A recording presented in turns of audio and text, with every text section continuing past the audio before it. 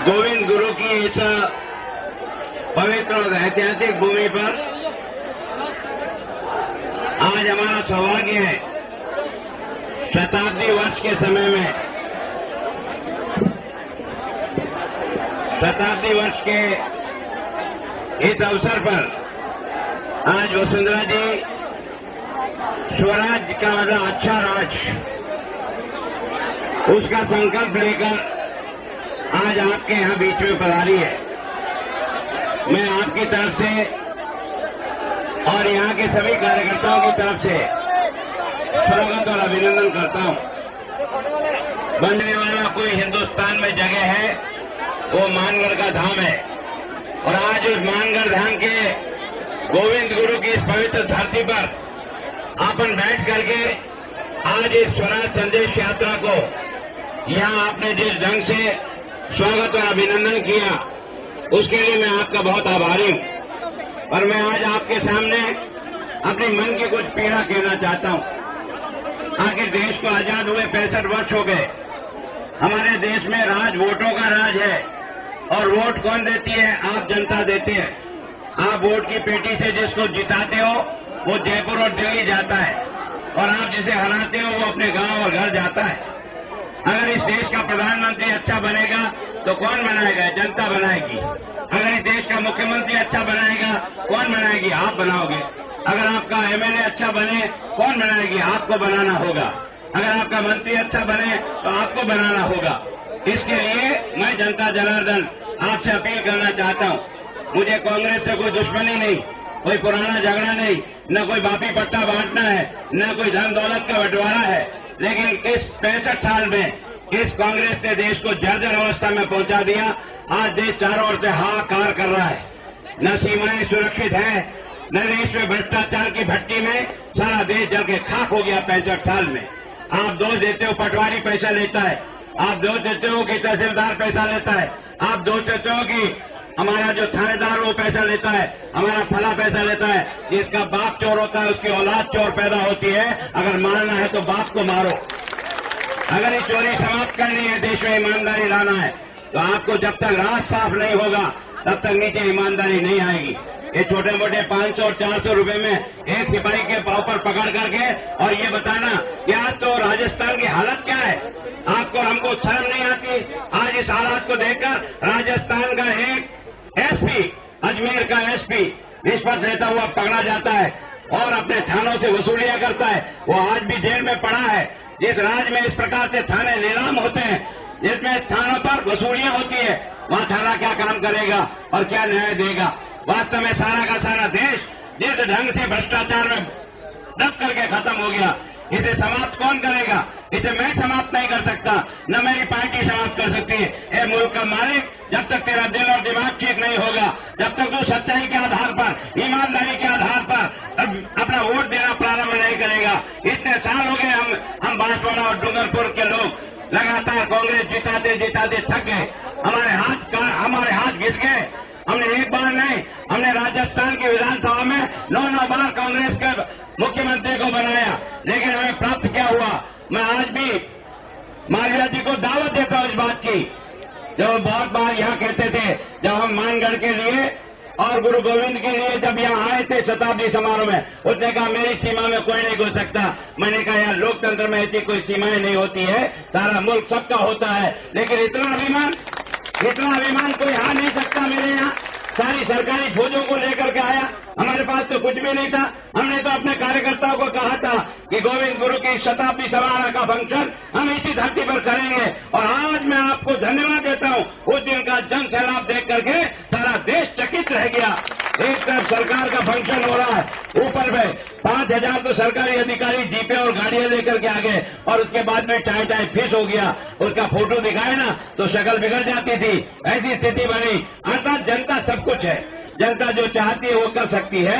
मैं आपसे इसीलिए प्रार्थना करने के लिए आया हूँ। वसुंधरा जी को आज अगर हम इस क्षेत्र में लेकर के आए, किसके लिए ले आए वो स्वयं बताएगी। इतने सालों के बाद भी आनंदपुरी आज भी जिस ढंग से पिछड़ा हुआ, जिसका क्षेत्र मंत्री का क्षेत्र होता है, यहाँ जो स्वयं पंचायत राज मंत्री है, लेकिन यहाँ के सरपंचों को पूछ लो, जो चौथ वसूली का पैसा नहीं देता ना, उसकी एक जात नहीं होती, 5-5 जातें बैठाई जाती है। 5-5 जातें होती है, राजनीतिक दुश्मनी पाली जाती है। हमारे सरपंच को एक बार नहीं 4-4 बार जांच में फंसाया गया और ये कहा गया कि तुम पार्टी बदलो, अगर पार्टी नहीं बदलोगे तो तुम्हारी ये स्थिति होगी। मैं उस सरपंच को उसकी बहादुरी को नमन करना चाहता हूँ। उसने कहा फांसी लगाना तो लगा देना, लेकिन मैं जिस पार्टी का कार्यकर्ता हूँ उस पार्टी का झंडा मरते दम तक उठा के रखूंगा। ऐसे बहादुर लोगों का वास्तव में आज अगर खेमराज जी और ये जो रत्ना भाई और ये जो टीम बनी ना, आपके कारण से हमारे को इस क्षेत्र में अब लगता है कि हम बराबरी का मुकाबला करेंगे। और वसुंधरा जी आपको मैं कह रहा हूँ, बराबरी का मुकाबला नहीं, मैं आज महेंद्र मालवीय को निमंत्रण दे जा रहा हूँ, अगर तेरे में हिम्मत हो इसी विधानसभा से चुनाव लड़के बताना कि वास्तव में चुनाव कैसा होता है। जो पंचायत राज का मंत्री हो, राज की तरह पंचायत राज का मंत्री है, लेकिन आज पंचायत राज का मंत्री है, लेकिन पंचायतों में काम क्या चल रहा है? जो सरपंच कभी चुनाव में ये सोच कर लड़े थे हम अपने गांव का विकास करेंगे, एक फुट्टी गोड़ी का विकास नहीं हुआ। आज की तारीख में पंचायतें जंग पड़ी हुई है। जो नरेगा चलती है वो नरेगा का भी काम कहाँ है? नरेगा के अंदर राजस्थान आपके टाइम पर नंबर 1 पर था, हिंदुस्तान में नंबर 1 पर, और हमको सम्मानित किया था, है ना, दिल्ली में बुला करके राजस्थान को। और हमें देखने के लिए केवल राजस्थान और हिंदुस्तान के लोग नहीं आए, दुनिया के लोग देखने आए थे। नरेगा अगर काम देखना हो तो जाकर के राजस्थान में देखो। आज उस नरेगा की हालत क्या है? आज की तारीख में राजस्थान में केवल 37 दिन की मजदूरी, औसत मजदूरी आ रही 37 दिन की। और चुनाव के दिनों में यह भाषण ठोकते हैं कि हमारा राज आएगा तो हम नरेगा की मजदूरी 100 दिन से बढ़ा करके 200 दिन कर देंगे। अब मौत नजदीक आई है, 6 महीने बाकी रहे हैं। और इसके कारण से अभी आपने देखा होगा इस बजट में ये जो मुख्यमंत्री अशोक गहलोत ने घोषणा की कि हम नरेगा की मजदूरी 150 दिन की होगी, ये इसलिए कि सामने मौत दिखाई दे रही है। जो वादा करके गए थे वो वादा नहीं निभाता, इसके कारण से 100 दिन के बजाय 150 दिन की बात की घोषणा की। और एवरेज क्या आ रहा है? केवल 37 दिन एवरेज आ रहा है राजस्थान में मजदूरों को। और वो भी हमने हमारे टाइम पर 100 दिन की मजदूरी करने वाले 2008 और 9 में हमने 26 लाख मजदूरों को 100 दिन की मजदूरी दी राजस्थान में, हमें अपने राज के समय में। और आज की तारीख में मेरे प्रश्न के जवाब में आया, इस साल 12-13 में कांग्रेस के राज में 1,03,000, कहाँ 26 लाख और कहाँ 1,03,000 मजदूरों को 100 दिन की मजदूरी थी। कहाँ है? कहाँ तुम्हारे पास? न तुम्हारे पास काम है। और तुम ऐसे मंत्री हो, तुम्हें शर्म नहीं आती? सड़क पे जब आते हैं लोग तो कितनी गालियां देते हुए आते होंगे, कितनी सड़क के ऊपर हमारे वाहन टूटते होंगे। मैंने उस समय आया था पहली बार, जब मुझे लगा कि क्या तबाही है। अगर एक मंत्री के एरिया में भी, मंत्री की जनता को भी अगर सड़क ठीक नहीं हो सकती है तो फिर और क्या हो सकती है? ये काबिलियत का नमूना है, ये केवल जनता को ठोसने का। और वो कलिंद्रा स्कूल के नाम से पैसा उठाया और कलिंद्रा नाम से पैसा उठाकर और बाउंड्री का, वो कलिंद्रा स्कूल का जो है ना, जिसमें उसने अपने स्वयं के विधायक फंड से उसका पैसा स्वीकृत किया, बाउंड्री वॉल बनाई, उसमें काम कराया, वो कलिंद्रा स्कूल था ही नहीं। उस दिन तक कलिंद्रा स्कूल के नाम से वो जमीन थी नहीं, वो तो उसके स्वयं के कॉलेज की जमीन थी, जिसको उसने बाद में उसमें भी कब्जा किया।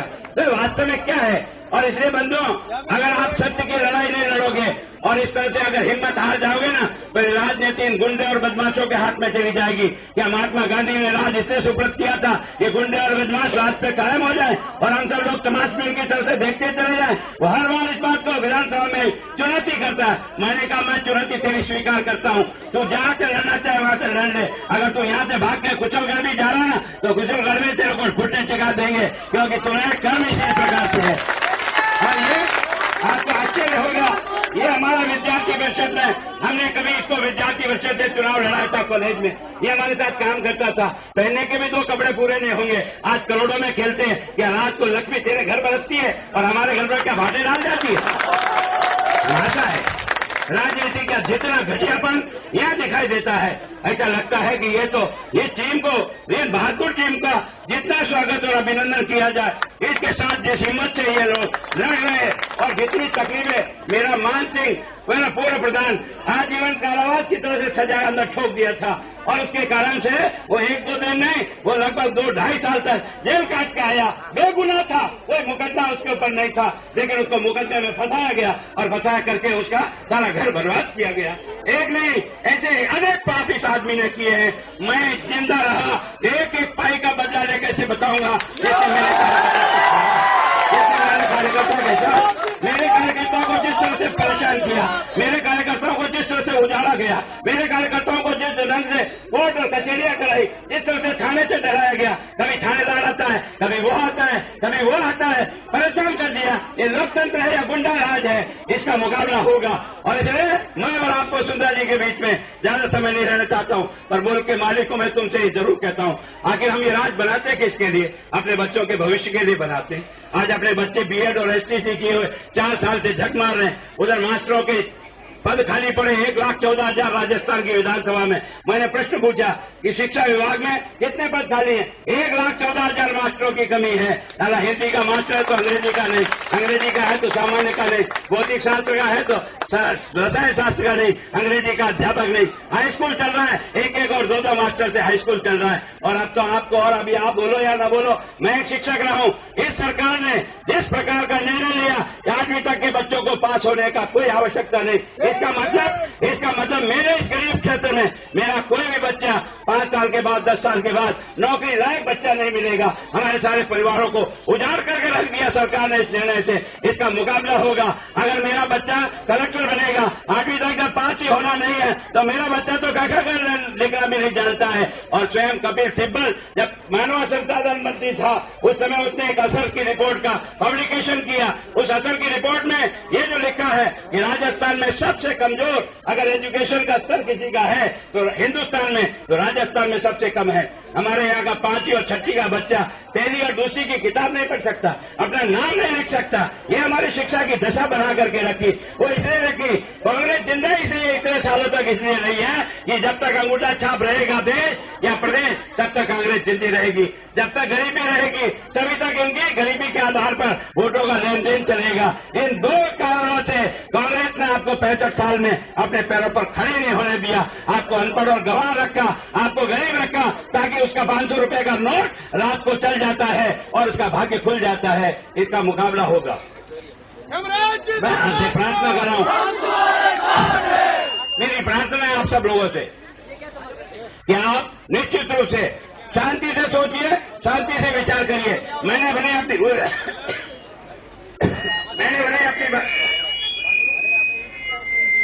अपनी बात जोश में कह दी हो, पर मुल्क के मालिक तेरे चरणों में मेरी प्रार्थना है, इस देश को सुधारने का प्रण तुझे ही करना पड़ेगा। तू ही करेगा जब तो जाकर के इसका इलाज बैठेगा। और इसलिए मैं तो आप सबसे प्रार्थना, इस पर एक रुमाल दो, प्रार्थना कर रहा हूं कि आप सब लोग वसुंधरा जी का स्वागत भी करें और विश्वास दिलाएं कि हम बड़े पिछड़े क्षेत्र में हो सकते हैं, हम गरीब हो सकते हैं, हमारा टापरा छोटा हो सकता है, हम पढ़ लिखे कम हो सकते हैं, पर कम से कम महाराणा प्रताप की फौज में और गोविंद गुरु के साथ अगर कोई लड़ने का दम रखता है ना, तो यही क्षेत्र है, यही लोग हैं जिन्होंने इस प्रकार का बलिदान देकर, ये तो हमारा देश का दुर्भाग्य रहा। ये जलियांवाला बाग को सब जानते हैं, लेकिन ये अगर हम लोग इसको मानगढ़ के धाम को नहीं उठाता विद्यार्थी परिषद और हम कार्यकर्ता इसको नहीं उठाते, तो ये तो दफन हो गया था। जिस व्यक्ति ने इतना बड़ा बलिदान दिया, उस जमाने में भी अंग्रेज को जिसने ललकारा और अंग्रेज के दमन चक्र के आगे हजारों लोगों की जहां मौत की हुई हो, उसके बाद भी जिसने स्वाधीनता का झंडा ऊंचा रखा, ऐसा गोविंद गुरु जिस धरती पर पैदा हुआ है, जिस मानगढ़ के ऊपर उसने बलिदान दिया है, वो तो तीर्थ स्थान बनना चाहिए। और जब सरकार आए, आप इसको जैसे आपने बाकी स्थानों को विकसित किया है प्रताप के, वैसा का वैसा आए इस तीर्थ स्थान पर। कोई जरूरी नहीं है कि जलसा और जलसी लगे, लेकिन मन से आए और कुछ प्रेरणा लेकर के देश के लिए और समाज के लिए काम करने वाले लोग पैदा हो। यही बात कहकर के अपनी बात समाप्त करता हूं।